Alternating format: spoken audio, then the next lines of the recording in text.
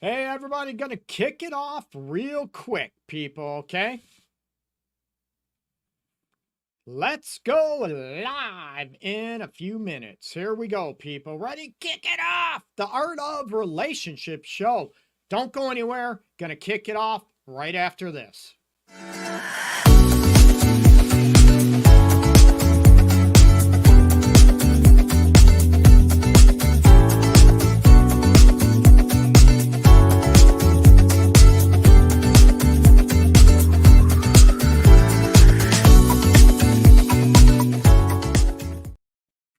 Welcome back, everybody, to the Art of Relationship show. As always, I do a dating, relationship, marriage, or yes, intimacy, sex, people. Q&A, question and answer show where I take your questions and I'll do the best I can to answer your questions. So I'm always open to helping as many people out as possible. Hey, Dina, Jessica, I appreciate you joining in. Join in the chat down below as well. Excuse me. You can throw out your questions. And I know I keep talking about bringing in the audio, about taking calls, and I still need to set that up yet. I know I've been saying that for months now, and I'm still looking into that. So it won't take long, so I promise. Okay, I said that before too, right? So going after the Art of Relationship show, as people maybe not know, I am a fully licensed professional counselor here in Michigan, in Detroit, Metro Detroit area, and I've been doing this a long time, okay? Over almost 22 years now. I specialize in couples, relationships, healing after an affair, that type of arguing, fighting, trying to help couples get more connected. But I also have a lot of experience on trauma and grief as well. Had a question already. Lesbians, what are my thoughts on lesbians? I don't know if I have, good. Love is love, right? So I look at, I'm definitely LGBTQ plus friendly. I'm like love is love. So I look at whatever works for people. I do work with a lot of same sex identified as females. So that's where, I work with a lot of same sex couples relationships. So I'm all about that, all about helping people. I'm not racist. Most of my couples are actually, an individual clients as well, are people of color, actually, are black. So I love it. Okay. So that's where I want to be able to look at those situations, look at what is happening, what is going on, and help you out in your relationship and help you out as far in your marriage and in your relationship. You don't have to be married at all. I want people to be happy. It's your choice if you want to be married, you want to live together forever, ever, have kids, be happy. I want to help people out as much as possible. Okay. So I look at what is going on in your situation and people. If they're, I'm going to, another disclosure is this does not replace professional counseling that I do in my office. And because of confidentiality, HIPAA, all those aspects. Okay. So I'll do the best I can to answer your questions. And again, there's a lot of people out there that are on social media that are derogatory. They're bigots. They're just looking for attention, whatever. They have nothing better to do. And I try to ignore those. I try to be respectful of others. And a lot of people want to know, right? And I'm straight. I'm heterosexual, cisgender. I identify as a man. I like women, okay, but I work with a lot of same-sex couples, like I mentioned. So I want to help as many people out there. Like I said, love is love. So what are your questions today? Going to talk about, a lot of times when you fight in a relationship, while I kick off why people are joining, like I said, share your questions down below and share on your timeline, your page. I want to help as many people out there as possible to have the relationship they have ever craved, or try to heal from, grief, trauma. Also try to promote self-love and self-respect when I do the show, just like I do in my office. Okay. So when you fight, I'm going to ask, do you fight fair in your relationship or in your marriage? Or do you bash each other? Do you rip each other apart? Do you call each other out your name? Hey, Josh, what's going on, man? I appreciate you tuning in. I've been pretty well. Thanks. I hope you have too. Peace. Okay. Hopefully everything's going smooth for you. So, in a fight, I get a lot of couples in my office, right? One cheated, both cheated. That's usually what I work with. Or, another thing is they fight, they argue all the time, right? And I'm not talking, well, you're mean, you're nasty, that type of stuff, calling each other out your name. When I talk about when you fight, do you fight fair? Okay. Are you able to look at and understand what is going on, what is happening in the relationship, and to be able to look at, you know what, why am I doing this, right? And I tell people, you feel what you feel. You could piss each other off, angry each other. I get it. You're going to end up, that's part of life.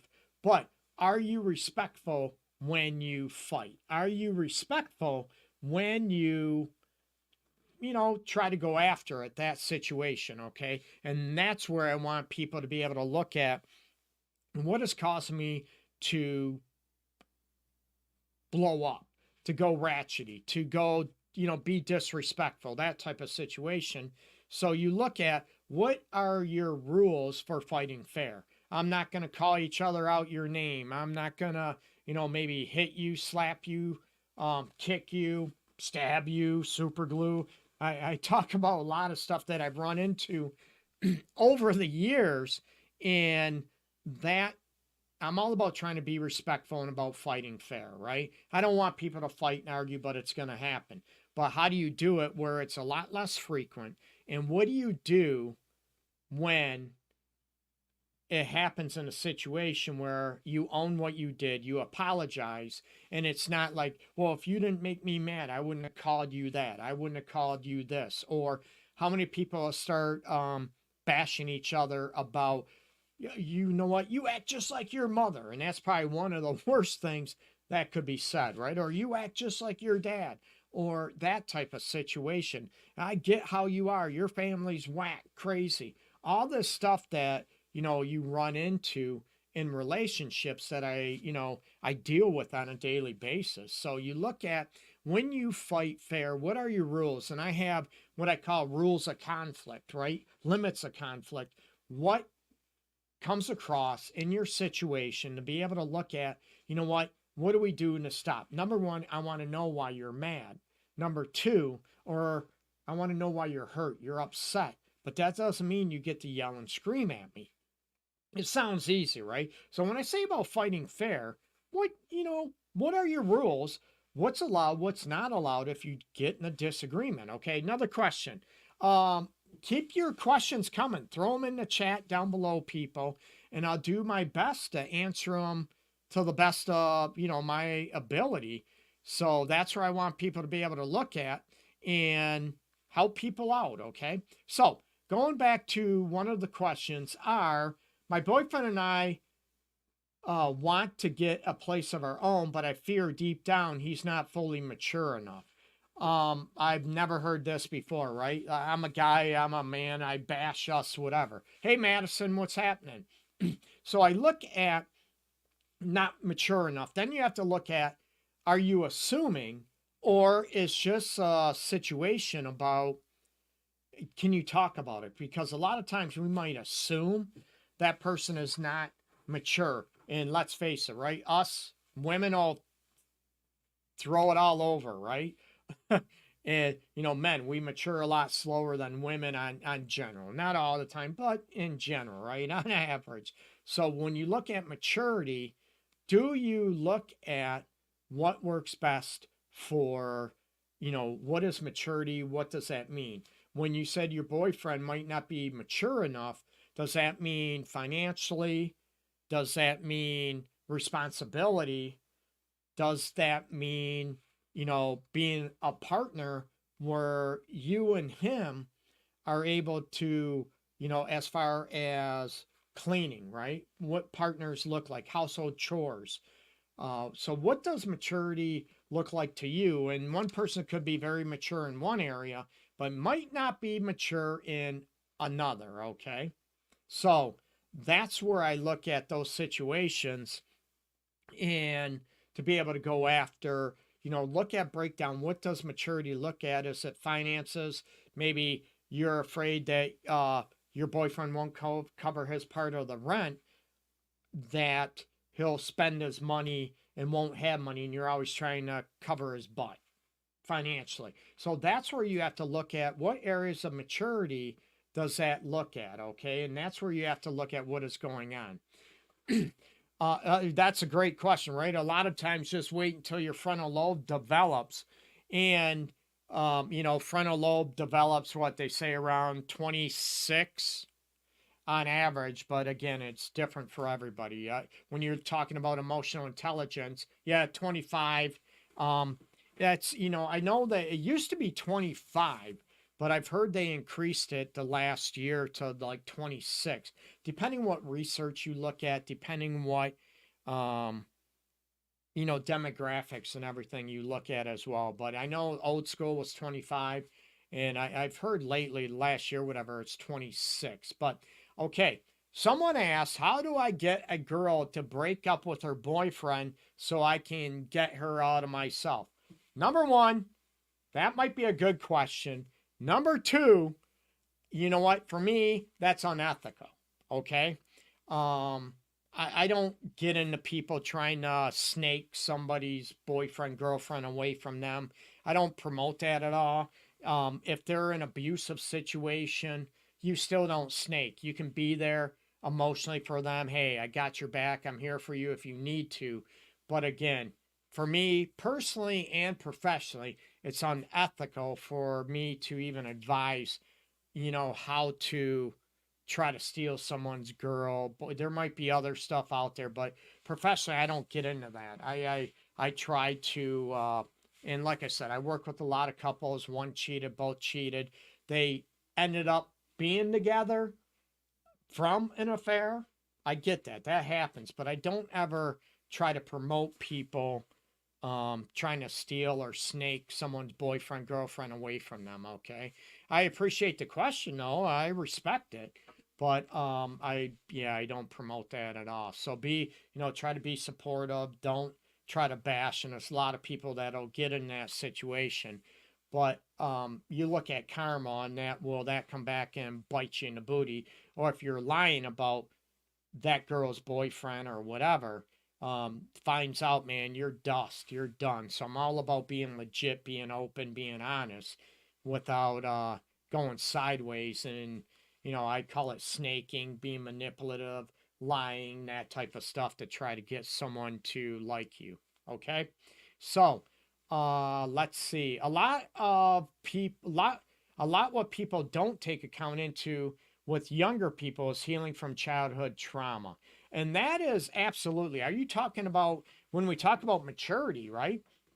And again, if you're talking about, maturity in that type of situations, that is huge, right? But you look at childhood trauma, it could be, but there's a lot of people that look at everything's trauma, right? Even in this field. And I have an issue with that because number one, not everything is trauma. There's a lot of people in this field that will look at and they'll even say everything is trauma, right? Oh, you got a paper cut. That's traumatic.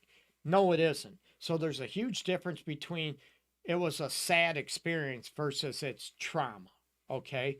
And yes, trauma is subjective, but you also have to look at how does it affect your life? Does it, affect your quality of life? Does it affect how you act, how you be, how you want to be? Like, for instance, a rape survivor, right?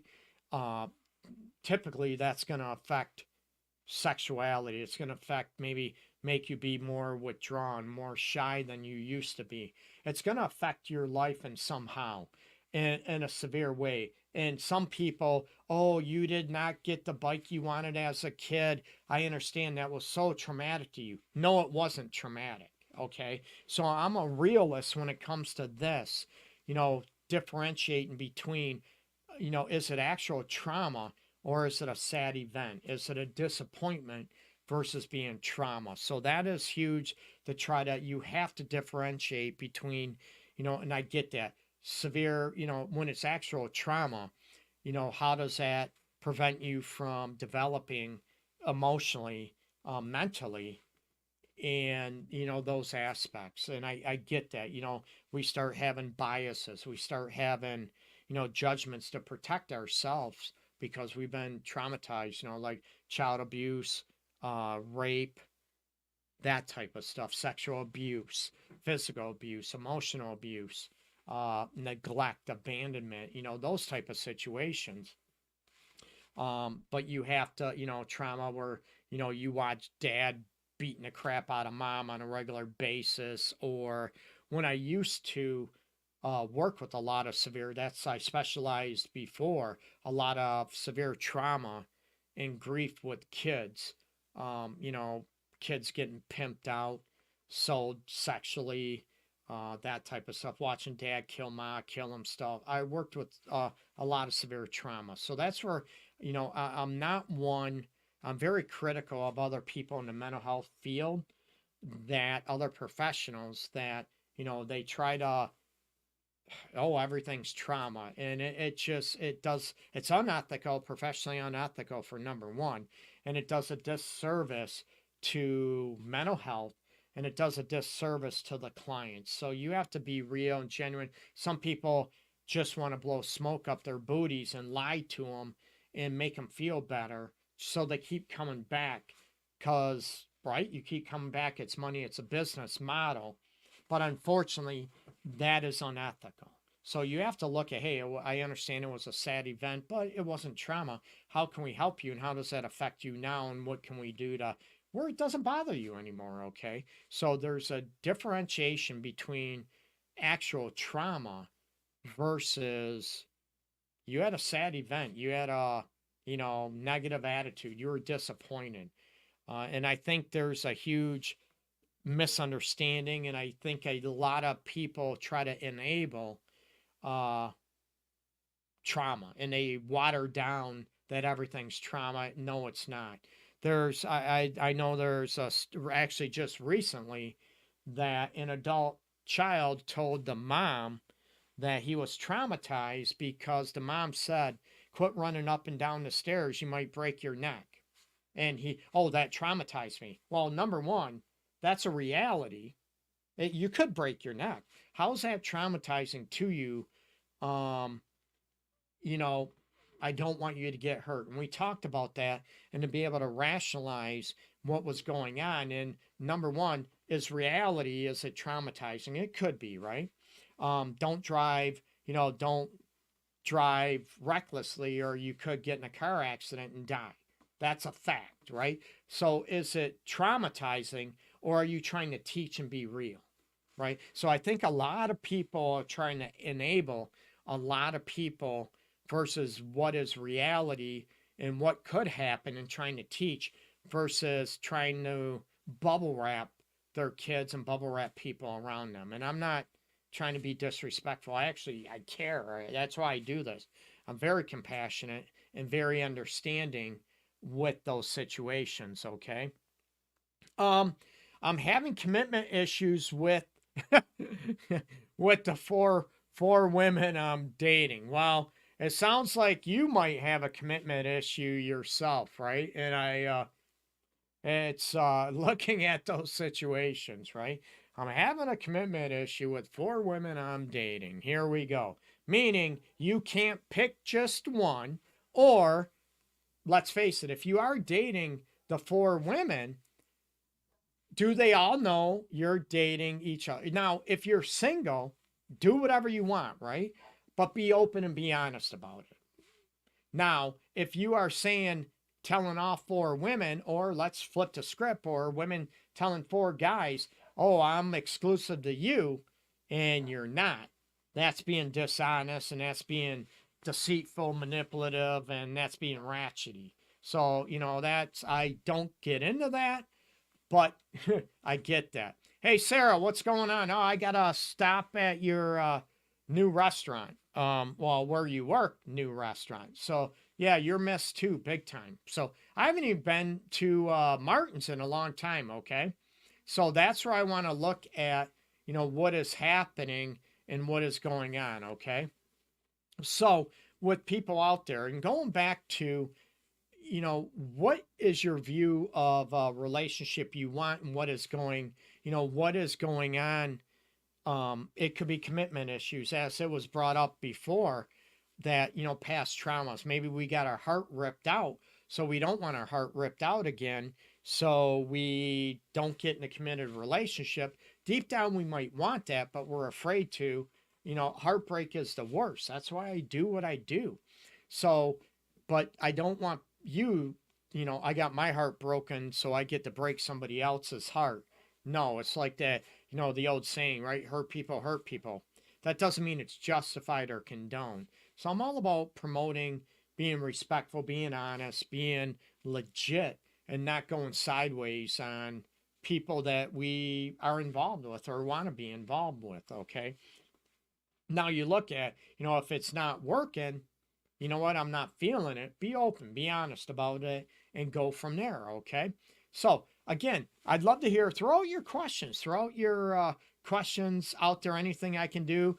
Amber, what's happening? Nicole, I appreciate everybody tuning in, watching on Instagram too. So, Ehab, my friend, my Egyptian friend. Hey, Ehab, what's going on? And, oh, we'll do a little thing. I don't know the time yet. I have to get with Ehab. He's actually Egyptian. He's in Egypt. And we're going to do a show on different cultures and dating and, marriage, that type of thing. Look at similarities and differences in maybe Muslim and Egyptian culture in the Middle East versus the Western cultures, Canada, America, maybe even Europe as well. We're going to have a live show this Sunday, and he is 6 hours behind. I think he's still 6 hours with the time change. So we got to coordinate our time slot, but it's going to be this Sunday, and I'll announce it, and we'll announce it, whatever. Hey, Liza, what's happening? Thanks for joining in. So again, join in, throw your questions and comments out below. And going back to when I talked about fighting fair. Oh, yep. So you are 6 hours ahead of us here, Ehab. I appreciate 2:30. What are you, out partying? I'm out there. You should be sleeping now, bro. No, I appreciate you tuning in. So going back to, with fighting fair, do you look at, is it about I'm going to hurt you like you hurt me? How many people look at not only fighting, is it a win or lose situation? And how many people, they have a hard time owning their shit? Okay, let's be honest, okay? Oh, that's right, it's Ramadan holy month. We don't sleep, just having fun. That's right, I forgot about that. And you don't eat that often either for Ramadan. So I think it's going to be over pretty soon. I think, maybe not, maybe I'm wrong. So, but when you going back to the fighting and back and forth, what do you do to understand in what is going on, right? A lot of people get into the words, right? It's about always, you never. You know what? Is that true or is it not? Okay. Is it one of those things, you never are nice to me? Well, if I've never been nice to you, why did you want to marry me? Why did you want to be with me? Why, right? So you look at those type of situations to get rid of always, never. What other things, and I mentioned about, when you're fighting and stuff, what are not hitting below the belt, if you will? Okay, what are things that are totally off the table. Like I said earlier, right? You act just like your mother. You act just like your father. That might be, right? Very disrespectful, very hurtful, and to your partner. So, what are your limits? What is fighting fair to you in your relationship or marriage? And I don't mean I don't want fighting, but when it happens, that you know you are not going to go there. Another situation I run up to actually earlier today, and I run into this often is how many people, when you're getting an argument or a fight, and automatically, I want a divorce. Ooh, right? Or I want to break up. I'm going to move out. You get me? And that is very, number one, if that's what you really want to do, then you want to follow through with it, okay? I don't want people to throw out the D word, divorce, or, you know what, I'm breaking up with you, I'm moving out. Those type of situations to be able to look at, because that just kills a sense of safety in a relationship, in a marriage, right? Those type of situations. So do you throw those off the table? And I tell people, even if, I want a divorce, and that's what you mean, I want people to go even further to be able to look at, hey, you know what? I'm devastated. Oh my God, I'm crushed. Why do you want a divorce? What can I do so you don't want a divorce? You get me? Or what can I do so you don't want to break up with me, that you don't want to leave? And I'm not talking chained up against your will in a basement somewhere. No, not at all. So there's a lot of things that you look at that when you get in an argument, that you have to set the rules and boundaries. What is not allowed? What are you not going to do? We're human, okay? Stuff happens. But then you have to make amends and not excuse it and not say, well, I was mad, and you're justifying calling your partner a certain name, that you're, acting like, oh, you act just like your mom. You know what? I'm so sorry. You need to own that and repair that, because it's very difficult. What is said, right? We can't unsay. You get me? And now it's going to be looking at what you call your partner, what you say about them, each other. They're going to think, do they really believe that? Is that what they really think? They got so mad and now the truth comes out. You get me? So those are things that I advise, that I don't want people to be able to look at and to be able to understand, you know what? That doesn't give me the right to say this. Not at all. That doesn't give me a right to hit you, punch you, that type of situations when it comes into an argument or disagreement. And sometimes my advice is, like I said, about asking, hey, why are you mad? What's going on? Or why are you seem hurt? What's happening? But that doesn't mean you get to yell, attack, disrespect me. Not at all. And sometimes it's looking at, I want to hear you, but I need a break. I want to hear you. I don't want to argue. You know what? Let's talk. Number one, and I've said this on numerous episodes, when you're looking at that type of situation, when you're letting your partner know, and it's not easy when you're mad, pissed off, hurt, hey, I want to hear you. I want to talk. I just don't want to argue. When you say, I want to talk, I want to hear you, chances are, oh my, you calm down, both of you, to be able to take a break, a breather, to be able to come back, and now we can hear each other and what was heard about. And that's where I want people to understand, to be able to share. Are you able to hear each other? What really hurts your partner? Or does it turn into a tit for tat? A lot of people, right? Communication. I feel like I'm not heard. I'm not understood. Never listened to, right? And it turns into, I don't feel loved. Well, I don't feel loved either. No, you need to stop that and to be able to go after what is happening in that situation, okay? Hi, Nicole. I appreciate you joining in. Now, how many people have any intimacy questions out there? Okay. How many people have any questions regarding making sweet love? Okay. And I know TikTok might censor some of this, but when this goes on, and I've done an episode a long time ago that you have makeup sex, right? Where you get in a fight and argument, but then you have makeup, sweet love, right? Knocking boots, that type of thing. and it's passionate, ripping each other's clothes off, and you love it, right? But then when you're done, you're like, man, I still don't like you, right? I don't like you either. And it's great in the moment, but I'm all about, I want that passion and animalistic that you love each other, right? Hey, Ebony, what's happening?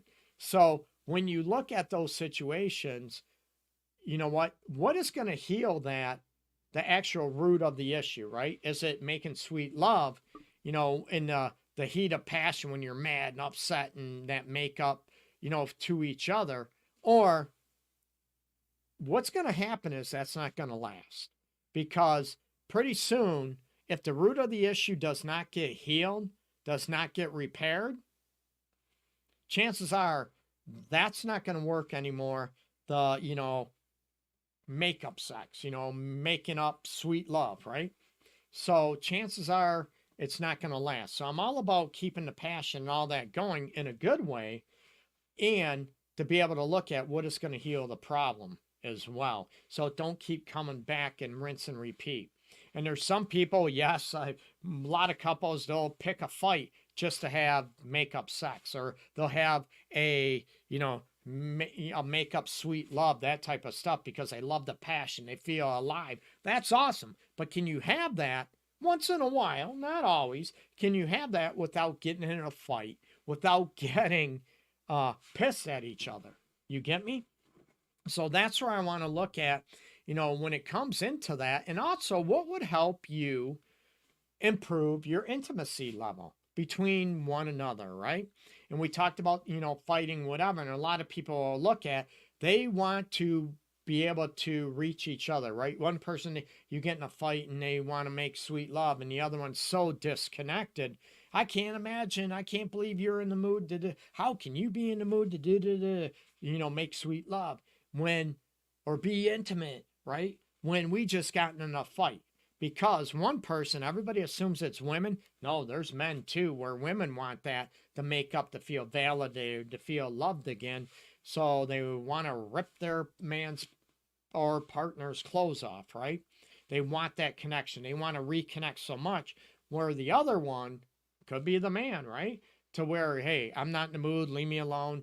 And all of a sudden you feel even further rejected. But it's also understanding part of what is needed to get into the situation, okay? To be able to look at what is happening, what is going on with each other. Is it caused from, the emotional disconnect, and understanding, okay, I might want that connection, but what does my partner want? What does my lady want? What does my man want in that situation? And it's not always about me trying to get my needs met. I feel so disconnected. I need to make sweet love. Ooh, baby, come here. Where your partner is like, oh my God, I just need a minute. I don't want to even be touched. And neither one of you are wrong, but it's about self-soothing and about looking at, okay, my partner needs this. My partner needs that. What can we do to just chill, relax, and to emphasize that we know we love each other. We're just having a rough spot, or we just got in an argument, debate. Now, if you can get more reconnected, understand what each other is feeling, put yourself in each other's shoes, then maybe you can make sweet love, right? And be passionate, and your hearts open up to one another again, and you have that intimacy, mind, body, heart, and soul, that type of aspect, okay? So that's where I look at what is needed for those situations, right? And when you feel so disconnected in a relationship, a lot of people, and it's not just women, it's men too, right? I don't want to touch you. I don't want to touch you either. And it's and I get it and I understand it. And I want to be able to help people heal that and not let it go on. So like you end up in my office, right? And I want people to be able to not need me, not come into my office, okay? And that's where I want to help people understand that when you are fighting, what's going on and how it affects not only that, but your sensuality, the safety issues, right? When somebody, you get in a fight, I want a divorce, or I'm going to break up with you, I'm moving out. whatever that situation is, right? And then you expect that partner to make love with you right after that. And they don't feel safe and you're confused and you don't get it. You don't understand. That's where you need to understand each other, people, okay? So, when also, when you get into making the sweet love type of situation, how many people have a hard time talking about sex?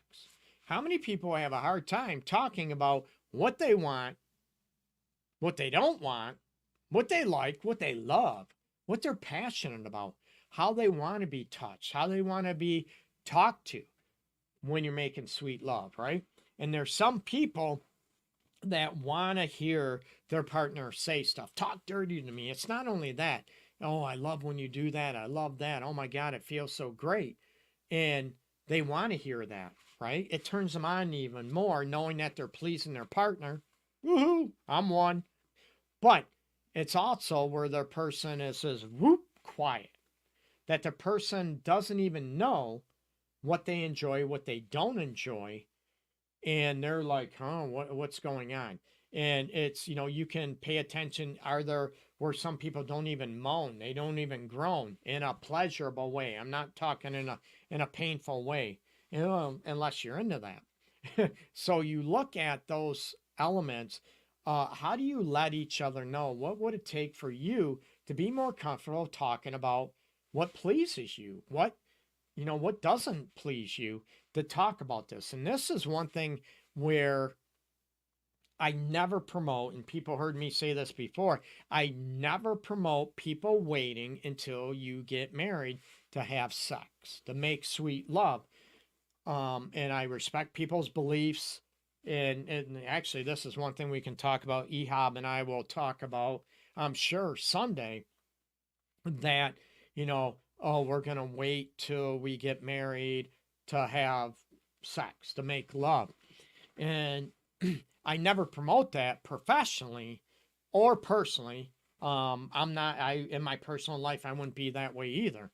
But I look at what happens if you're not compatible that way, and you're not compatible in not only desire, but you're not compatible in the areas as far as maybe styles, about even talking about intimacy, how you want intimacy, oral pleasure.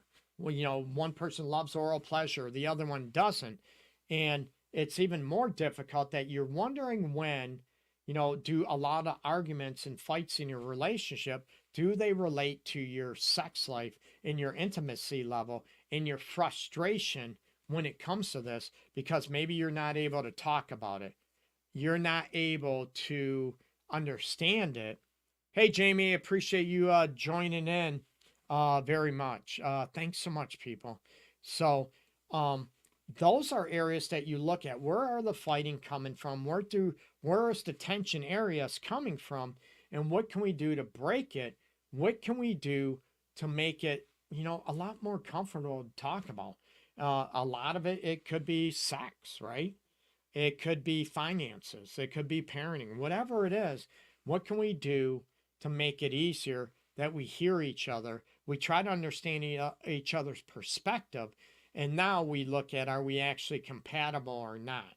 And that's why I look at, when it comes to, making sweet love or even fighting, right? A lot of people, one person, they're used to, grew up yelling, screaming, that type of stuff back and forth.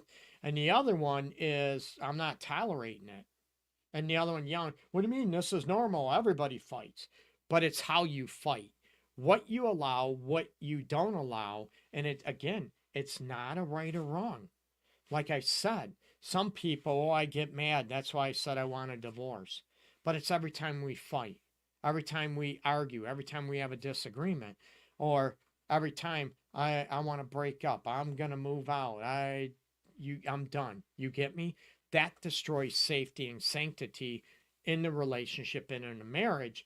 And some people, they want he's just upset, just worried about that. But you got to look at how that impacts your partner. Or maybe you could look at, they're just talking. But then if that person gets to a point where they actually want a divorce, it's going to be like the little boy cried wolf, right? That they're not going to believe you, they're going to whatever. And then you're wondering when divorce papers file. So please get in a situation to look at, where does that fighting and arguing come from? The root of it. Is it because you don't feel loved? You don't feel respected? You don't feel desired? Maybe you're not feeling craved. You're not having the intimacy, the physical intimacy that you'd like in your relationship, and it's frustrating. Maybe you feel like you're not a priority. Maybe you feel like, oh, he just wanted me to have his kids, or she just wanted me to give her kids, and now she don't care about me. These are situations you have to get at the root of what is going on. And also, a little added tip, right? What would make your sex life be more fulfilling? Emotionally, mentally, and physically. You know, I have to do an episode just on that in itself, okay? So, everybody have a very, very good night, and I appreciate everybody tuning in. Thank you. Namaste. I appreciate everybody joining in, spending your time with me, and I will announce. I'll get with Ehab and we'll set a time for Sunday that works for both of us, that we'll do a live show on cultural differences and similarities when it comes into intimacy, when it comes into relationship, when it comes into marriage, and how people view things, okay? And we'll have fun. It's been a long time we did an episode like this. God, it's been too long, my friend Ehab. So that's where I want people to be able to look at those situations. And we'll do a live Art of Relationship show special episode Sunday, so we can do a multicultural take. I love it. And we'll have fun. Ehab's cool. And we have a lot of fun too. So everybody have a very nice night. Make sure you check out in my profile, my website, theartofrelationships.org. You can check it out, my profile all over the place. And I do have a few courses on sale right now that can help your relationship and to help heal your broken heart, okay? So much peace, much love to everybody out there. Again, I'm very, very flattered that you spend your time listening, watching, throwing your questions out there very much, okay? So everybody have a very nice night. Everybody take care. Be safe, and let's promote peace out there in the world. We need it, okay?